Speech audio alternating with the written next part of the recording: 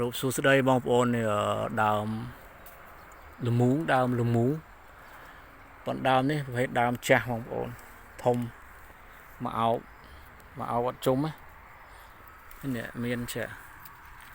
នេះប្រភេទនប់ឈើបងប្អូនប្រហែលនេះចិត្តនេះនប់ឬចាយនេះហ្នឹងយើងកាត់យើងយកបានណាកាត់ចេញមកឲ្យឆ្លាក់ទៅនប់ដើមចាស់ដើមនេះដើមចាស់យុច្រើនអើយស្នាមកាត់ឲ្យលាស់ថ្មីមកដើមទំពុងដូចបើខ្ញុំចាំបានដូចដើមស្លឹកញបន្ទុំស្វាយបាទដើមចាស់ហើយអញ្ចឹងសិតតែមានពួក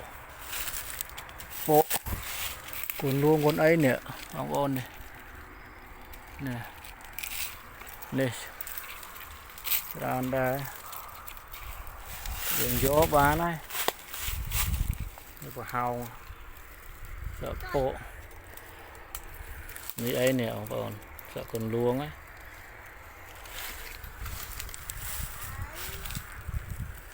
បាទ